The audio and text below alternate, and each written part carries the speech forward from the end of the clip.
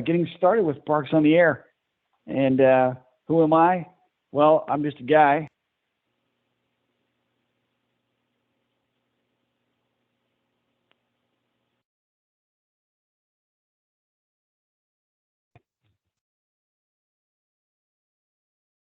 Okay, I'm muted now. Can you hear me, Justin? Yep. Sorry. I was muting Okay, all no the worries. other No lines. worries. It's okay. Moving right along. So my QTH is Waxahachie. That's south of 287. And I got licensed in 2018, November, as a technician, thanks to the Ellis County Amateur Radio Club, Tom, and Marvin for hooking it all up. Learned a lot so much since then. My background is I'm a 20-year vet, senior enlisted of the Army, 16 years in petroleum supply and logistics, and 4 years working with unmanned aerial systems, unmanned aerial, like remote control drones and whatnot. I did a lot of special operations. I'm a master parachutist, and I'm a former ranger. Right now, I'm currently a security specialist for a federal government agency in Dallas. I'm married. My wife is Jamina. We have a 12-year-old son. His name is Caleb, and he does this POTA with me that we're going to talk about. So enough talking about me. Let's talk about what POTA is all about. POTA started with a team of volunteers shortly after the 2016 program celebrating the U.S. National Park System Centennial by including many of the best practices of operating a radio in the great outdoors with a simple set of rules. POTA quickly became popular with a large number of hams. Being a POTA activator is like being a DXpedition on field day and having it all to yourself. But as a hunter, POTA is proof that the bands are not hopeless. There's always someone to talk to, and they want to talk to you. POTA has simple rules and requires no special equipment. To be a hunter requires nothing but requiring only you and your shack that you already have set up. So hunter is what we all should be doing. We got a radio in our shack, we can hunt, okay? You can take activating, though, as far as you want to take it in terms of gear and exotic locations. But to get started, all you'll need is a radio that can get you onto the park property. And lots of experienced activators still to prefer to operate with just the mobile station from the parking lot of the park. They can do it right out of their car. So as you see here on the slide here, N1BUC, he's in his backyard. You know, he wants to take his shack to his backyard with his duck. You know, that's fine. He doesn't want to leave his duck.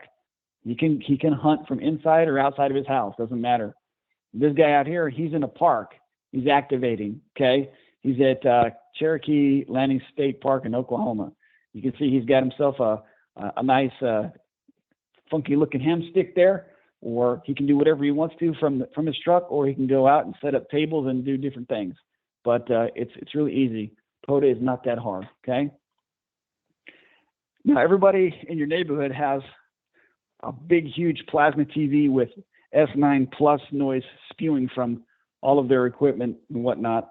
But RF is pretty quiet in parks. That's why we go out to the parks. Now, your shack isn't likely perfect, but it's usually the same. Getting out to a park exposes you to new terrain and it exposes you to antenna logistics that are fun problems to work through. The view is much better from the park as well. The public at large isn't well informed about modern amateur radio, as we all know. So getting out to the park is a great way to demonstrate the wide varieties of things that we can do and explore within the ham radio community. Okay, so not everyone is a paper chaser, okay? But it is fun to reach milestones, and POTA has lots of goals that you can set for yourself to stay motivated and to keep having fun over time. There are awards for both activators and hunters. We're going to define those two different terms in a little bit more detail in a second. So you have things to work towards no matter how you choose to participate in the program, from the comfort of your own home QTH, or if you want to get in your car and go deploy to a park somewhere. Either way, there's lots of fun to be had. Now, take a look at this real quick. POTA is not a contest, okay? So if you have bad experience with contests or you just don't like them, understand POTA is not a contest, okay? Activators and hunters work together, and they try to get everyone the most QSOs as possible. Activators even contact other activators in special QSOs called park to park. One of the best aspects of POTA is its cooperative nature. Everyone can earn every award, so you'll find a nice form of civility in POTA that is long gone from the world of contesting. Let's talk about exactly how it works, how POTA works, what you'll be doing when you do get involved. Two terms that you need to know: activator and hunter. The activator is the ham who takes their gear and sets up within the park boundaries. Their goal is to make as many QSOs as possible while they are in the park. Okay? They can make contact with any other amateur operator, but it doesn't matter if the other amateur radio operator is at a home QTH, if they're mobile, if they're in another park, if they're inside, outside, doesn't matter. Their main goal is to make contacts. And the people that are trying to contact him are called hunters. Okay? The hunters are hams who are specifically looking to make contacts with as many different parks as possible. So most operators start out as POTA hunters. Okay? The rules of POTA are pretty simple, and they expect everybody to, of course, follow the law, stay within the rules of your license, and if you're an activator, follow the rules of the park. We all know about the DX Code of Conduct. Good on-air behavior is an essential part of maintaining our friendly community, and that's the only way pileups will work. And follow the golden rule. Activators also, have to register on a website. I'll show you that in a minute. There's two websites. We're going to talk about them, but the activators, those are the people that have to actually register on a website, and it's free. And like I said, I'll talk about it in a second. Activators must be within the official boundaries of the park, and then activators have to submit these electronic logs in ADIF format. If you're familiar with contesting or submitting logs, ADIF format is something we all know. And if you're a hunter, you don't necessarily have to record your QSOs with Parks on the Air activators. But out of good practice, most of us, we go to QRZ or a logbook of the world, and we just jot that in anyway, just because of our habits that, we've got good etiquette, and we like to keep our records and whatnot. So it's okay to do that as a hunter, but it's not mandatory, not for POTA. POTA, it's the activator that's going to be submitting your name into the POTA logbooks. Okay. Now I mentioned there's two different websites. On the left, you got parksontheair.com, and on the right, you've got POTA.app. Okay. Now let me show you the difference. Okay. So parksontheair.com is the homepage. This is where people get started in what to do. There's walkthroughs, there's FAQs, there's a whole bunch of different things that you can research about Parks on the Air. More so than what I can tell you in the only 30 minutes that I have on this presentation. Okay. And then here's where you can create a login. Okay. Now what's the login for?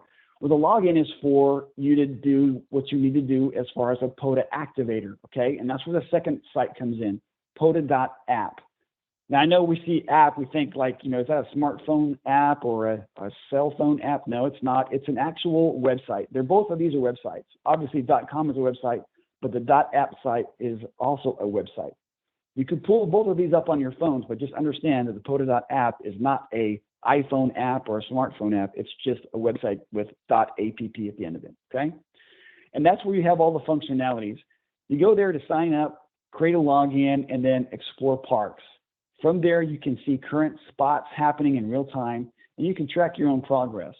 One of the most important things available at the POTA app website is the FAQ document, okay? Most of your questions you have about POTA will be found there, okay? POTA has an active community on Slack and on Facebook. Memberships in these groups is open to anyone who has a registered call sign on the parksontheair.com website. Ellis County Amateur Radio Club has our own Discord POTA channel. Thank you, Duff. And you can get help if Slack and Facebook is not your thing. I can tell you that Slack, for me, came in handy a couple of times because when I heard a station in the QSO and I couldn't hear their park, I would find them on the Slack page. So for me, I know how to do that, and it helped me out, especially when the park is way down the noise floor and you can hear their call sign, but you just can't hear their park. You want to, get credit for that. You go to Slack page and you can find them there. I also looked for his call sign on QRZ and got his email, and I emailed him to make sure I had the correct park, so that when I emailed in my logs, he got credit for the park to park because he was in the park. Okay, so there's lots of tools within POTA that can help you, and don't be afraid to ask for help. I'm going to quickly walk you through in a day in the life on how POTA flows. Okay, here's our activator, right? Here's our funky, cool looking activator there. Let's call him, I don't know, Justin. Justin has taken a vacation to Pennsylvania, and he's using the POTA.app website to decide where he wants to go out to activate. Okay? What Justin can do is, after he chooses his park as an activator, he can schedule his activation. Okay? And does he have to do this? No, he doesn't necessarily have to do this. But what it does, if he does do this, it helps hunters know when he might be at that particular site, and they can see that he's going to be there at a certain time, and he's going to be there probably on a certain frequency. Especially here in the comments on the very bottom, he can put down, I'm going to be on 7 dot whatever. And so this is a great tool for you to put an outreach out there for those hunters to come find you at the park that you're in. Okay, so that's a really good function. I'll show you how to do that in just a second. Now, somewhere near the appointed time when he schedules activation, Justin, the activator, he heads to the park. Remember, using the schedule is not mandatory, but one of the few rules that POTA has is that the activator and all their equipment must be within the official park boundaries. So if you need to, you can check with the park administrator to see where those boundaries are, and you can, activate it accordingly. Sorry, repeaters aren't something that you can use in POTAs. So the only repeater that you can use is for, is satellite operations. But if you go to Cedar Hill and you try to use the repeaters there at Cedar Hill, those don't count as POTA. Sorry. However, you can call people on the repeater and ask them to go simplex from there. And I've done that plenty of times and catch people on simplex for 2 meter credit. Okay. So keep that in mind. Now, once there, the portable station gets set up. And remember, it doesn't have to be elaborate. You don't have to get out of your car and set up a table and throw an antenna in the tree. Listen, sometimes you just put your truck into the slot and just hit park, and then take off your seat belts, put your chair back a little bit and get ready to start calling CQ from your vehicle. Okay, it can be that easy. Okay, we do have to be considerate of our footprint, though. If you're in the public park, you got to make sure that you're obeying by the park rules. If you're going to go out and set up a table and do stuff like that, make sure, of course, you show good etiquette by leaving no trace. Don't be leaving all your trash bags and stuff out there. That's self-explanatory. Now, once set up, the activator can put themselves on the POTA spotting page. Remember, we're not a contest here, so you can self-spot. Okay. This is not a contest, and self-spotting is okay. You want to advertise that you're there, and you find a clear frequency that you're going to call CQ on. And do you have to use a spotting page? No, not really, because if you don't have internet at the park or at the spot that you're at, self-spotting is not something that you have to do, so it's not a mandatory requirement. CW operators. You guys can use the reverse beacon network. If you don't know what the reverse beacon network is, the RBN, get with me after this and I'll show you how to use it. That way, you can set it up, and then as you tap out your CQ, the reverse beacon network will pick you up and it'll spot you, and that's perfectly fine. Again, since POTA isn't a contest, there's no right way to call CQ. Most POTA operators from some park number will just start calling CQ POTA, CQ POTA. And then however you like to call CQ, if you want to use a recorder that plays back or whatever, you can do that. But whatever works for you, just understand you'll start calling CQ from your location. Now I'm going to bring up something real quick. I'm going to bring up POTA app here, okay? 2 websites. Remember we talked about parksontheair.com, okay? That's the first website. And here is where you can go and do your scheduler. Let's say I want to go to, I want to do an activation. You'll see it's lit up here, okay?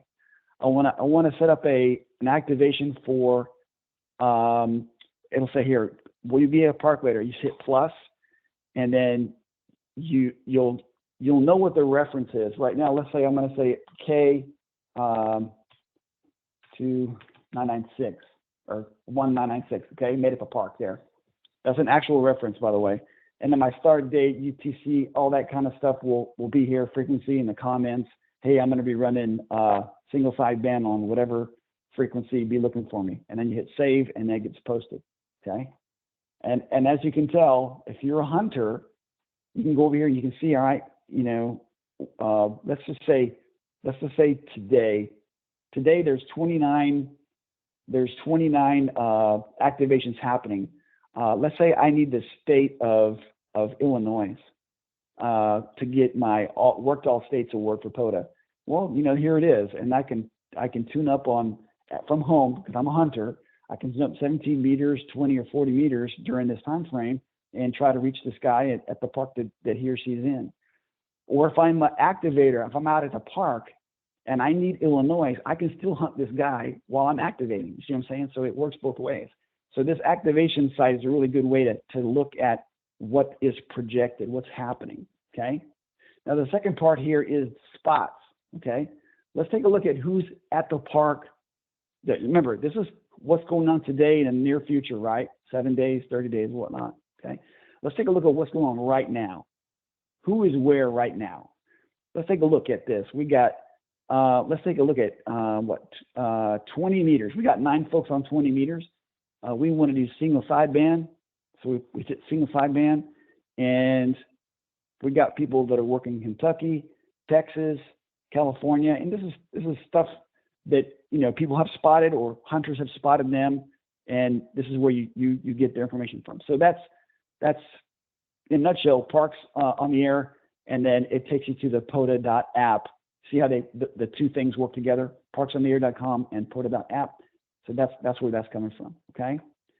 Now, in the interest of time, I want to make sure I cover everything here, and we're going to keep moving on. That's where we can find the spots, and that's where we can see projected activations, okay? And those are the 2 websites that I just went to, POTA.app and then activations. So one is the spot page, and one is the activation for your setting up, okay? All right, see this pile up here? That's going to be you at the park, okay? So you need to get ready for that. Call CQ POTA and your call sign, and for the next few minutes, you're going to be quite busy logging contacts. Whether you spotted yourself or if a hunter who found you when you called CQ goes ahead and spots you on the POTA page site, you will be considered activating and ready to log contacts from your park. And once you're on the POTA webpage, the calls will start coming in, sometimes a whole bunch at a time, okay? So you just got to be ready for that. A key skill for activators is being proficient with their logging tool of choice. You can do it however you want to in the field, whatever works for you. Pen and pencil, a notepad, or even electronically. You can do it on your phone or your tablet, your laptop, whatever. Either way, stay calm. Remember that you're in charge of the pileup. Run it your way.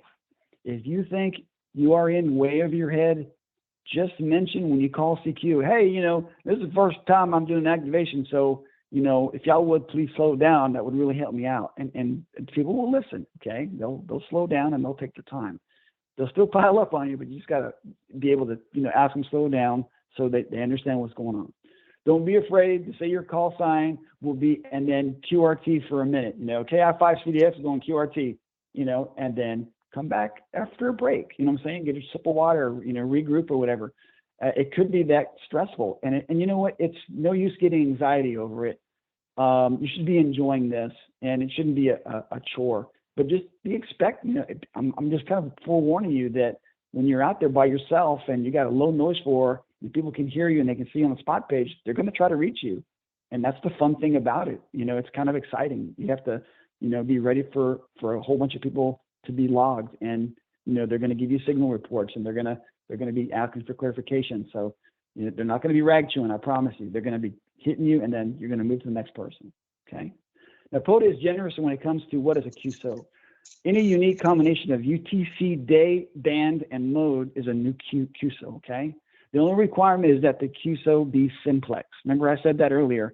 Even a 2-meter D star can count, but you just can't do it on repeaters or internet links. Okay. The only exception is satellites. When the activation is done, you're going to need to submit your logs to the POTA regional coordinator in the ADIF format, and it's all written out there in the parksonair.com website. There's many different good software things that are out there, but you know what? Sometimes a pen and the paper works the best. I've done pen and the paper, and it just smoother, faster for me. And then I've gradually gone up to electronic logging in real time. And either way, whatever works for you. Okay. Just remember that logbooks don't expire.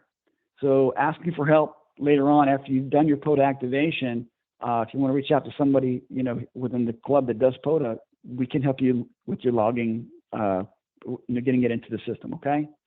Now, hunters, and that's everybody on the phone or watching the video right now. That's you. You're a hunter, because if you got high frequency privileges, even 6 meter and 10 meters, if you got those privileges, which is basically all of us, remember, there's no logging requirement for you.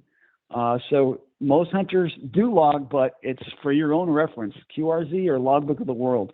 So you don't need to submit anything for POTA when you're a hunter. Activators, they're the ones that need to do that. Okay. After you put in your logs in ADIF format, see on the bottom right-hand side there, that's one of the plaques that they give you. It's going to be on your POTA page, and the awards will start coming in. There's no application process. There's no money you have to pay for any of that stuff. There are a couple of other awards that you need to apply for if you really want them, and they're 1 and 2. They're not all of them, just a few. But the back-end system keeps track of all the QSOs, and your certificates are ready for download as soon as the logs are updated. They're all automatic. It's pretty exciting. Okay. Now, POTA is more generous than contesting when it comes to QSOs. Change any one of these 5 things on the screen, and you have another QSO. Now, note, the park designator might be your park, and let's say you moved to another park or another operations park, or somebody else moved. These are all things that count for multiple contacts, and it could be with the same person or not. Okay. Let's see. So all of these bands and modes are different contacts. So if you keep hitting the same call sign, but it's the first one was single sideband voice, the second one was CW, and the next contact was FT4, the same call sign. Hey, they all count.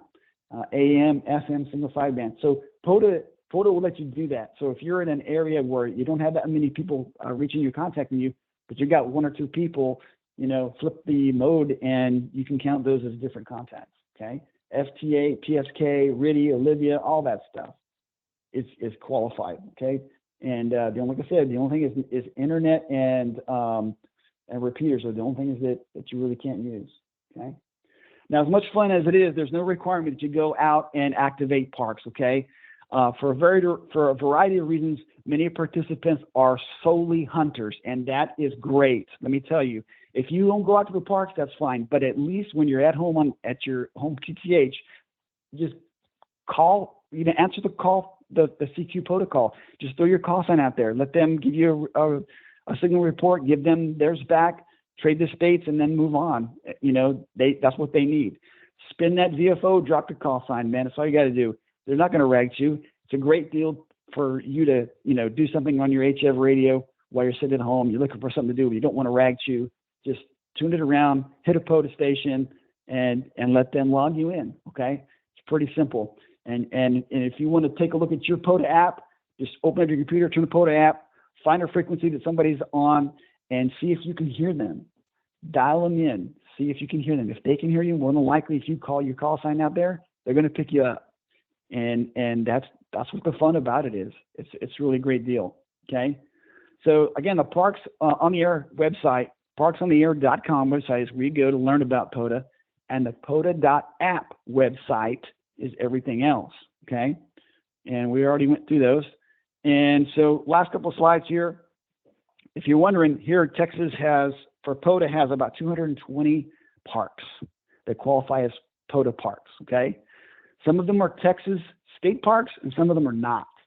If you go to Texas State Parks Pass, if you're a senior, 65 years or old, it's 50% off the entry fee.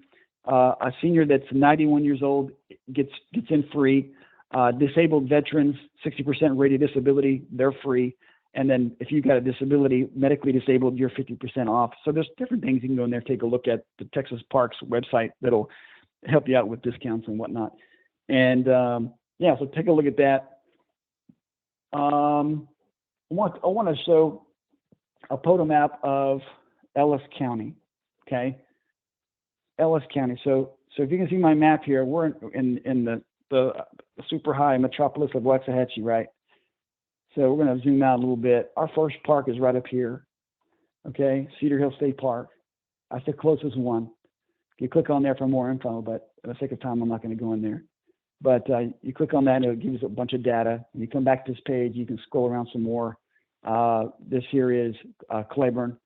And then, of course, I believe that's Dinosaur. Yep, Dinosaur. You got Gun Barrel City. You got 2 parks over here. And Lake Whitney, of course, is there. And you zoom out and, make your plans accordingly. Okay. Dallas has Cedar Hill, and they've got this other one up here. This is a free park. It's some sort of little picnic park up in Richardson, Plano, Garland area, and there's no cost to get in there, and you can do either from a park bench or from your vehicle, and there's no fee, like I said. So I have to do a little bit of driving out there to get that, but that's how you do it. Coming back to the slide here. So bottom line.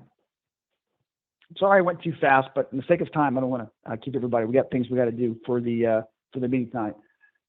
Get registered on parksontheair.com. Okay, do that because you're a hunter and you need to do that. Okay, hit the POTA app website from your home QTH and see if you can reach out to people that are calling CQ POTA. Okay, get on their log. Give them a reward for them going all the way out there in the snow or in the heat or wherever, and for them trying to reach out to you. Okay, I got one last thing.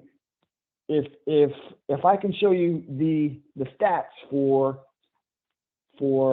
Ellis County right now, these are the individuals that have registered at the POTA.app site here. Okay, see the call signs. Out of all, and I'm going to say thank you to all you guys that have registered so far. You guys are all hunters right here, but some of these guys are activators. So in the chat, or if you would, try to see if you can comment, who do you think is the out of all these people here, Tom, Steve, Paul, Lewis, Duff, Luke, Marvin, myself, Chris, Justin, Maurice, Lane, Craig, Richmond, who do you think is the Ellis County top hunter of all time? Anybody want to take a guess? You have to come off mute. How about Maurice? Maurice? No, that's a good call, but no, not Maurice. Steve. Okay, I got 2 for Steve. Well, I say it's you. I wish I had that title, but I don't. It's not me. I don't have that title. That title belongs to Steve. Steve Wolf, K5SVV. Steve has not activated a single park, or if he did activate a single park, he hasn't put it into the logs yet. But from home, his home QTH, Steve has got 947 hunted parks, and that's pretty dang good. I've only got a wee little 176 parks. Okay, but Steve's awesome. He's been hunting for a while, and he's got a good setup from his home QTH or wherever he does it, mobile, whatever. So good on you. Honorable mention here, Marvin Ward. He's activated 21 parks, he did 865 parks between that and the other stuff that he does at his house.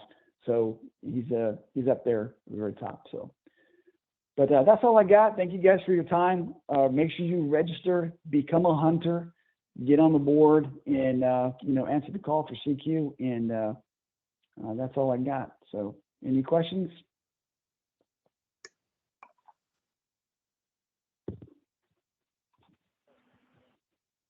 Thank you. No questions in the chat. All right, back to you.